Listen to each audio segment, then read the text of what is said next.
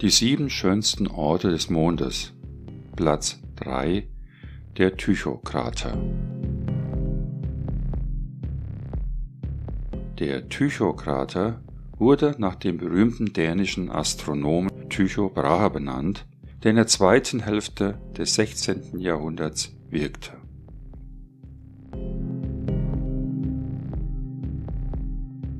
Der Krater gehört zu den Landschaften, die mit einem Fernglas von der Erde aus zu erkennen sind. Helle Streifen stechen hervor. Sie bedecken eine Fläche, die um ein Vielfaches größer ist als der Krater selbst. Ein Asteroid mit einem Durchmesser von etwa 10 Kilometer schlug vor rund 100 Millionen Jahren auf der südlichen Vorderseite des Mondes ein. Die freigesetzte Energie komprimierter und pulverisierter Abermilliarden Tonnen Mondgestein in Sekundenbruchteilen.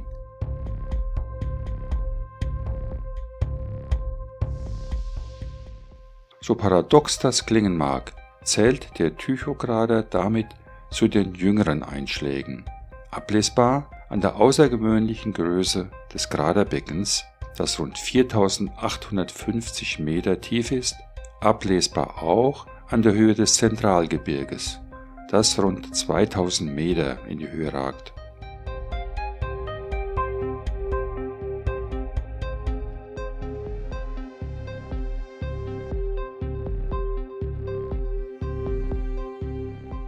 Während des virtuellen Fluges über den Tycho eröffnet sich ein Panorama der besonderen Art.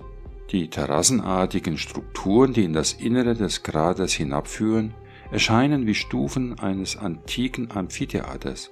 Doch anders als bei den Bauwerken der Griechen und Römer sieht es hier so aus, als habe eine überirdische Macht die Struktur erschaffen. Einem breiten Publikum wurde der Tycho-Krater durch Stanley Kubricks Science-Fiction-Film 2001 Odyssee im Weltraum bekannt. In dem Filmklassiker von 1968 tauchen rätselhafte Monolithe auf. Einer davon wird im Tycho ausgegraben. Eine unbekannte Strahlung beeinflusst den Supercomputer HAL, was dazu führt, dass in der Raumfähre Orion die Lebenserhaltungssysteme nach und nach abgeschaltet werden und ein Mensch-Maschinen-Kampf auf Leben und Tod entbrennt.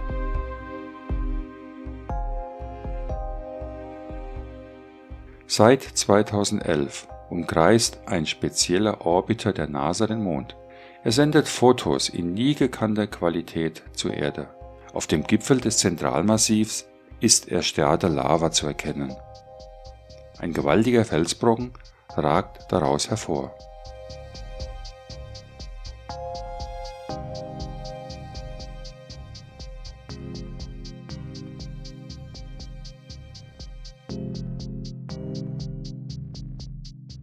Im Oktober 2021 wurde von mir ein Gesicht im Zentrum des Kraters entdeckt und in der Episode 50 näher beschrieben. Der Blick auf das Gesicht mit den tief liegenden Augen und der monströsen Kieferpartie lässt den Betrachter unwillkürlich an den Clown Pennywise denken, der berühmten Romanfigur des Science-Fiction-Autors Stephen King im Roman S.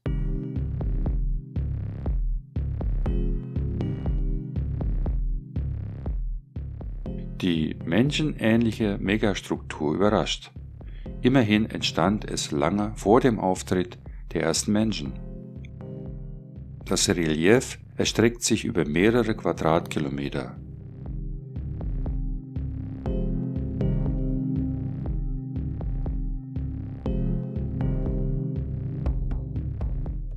Wenn die Sonne im Westen hinter dem Kraterrand verschwindet, mutiert das Clownsgesicht zu neuen Formen. Eine Zorro-Maske legt sich über die Augen.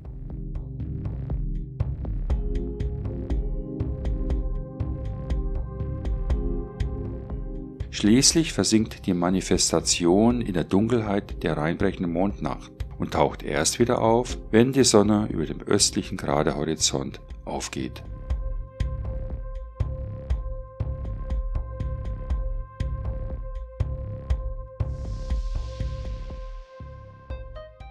In dem erwähnten Roman, der 1986 in die Buchhandlung kam, übernimmt Pennywise die Rolle eines furchteinflößenden Menschenjägers.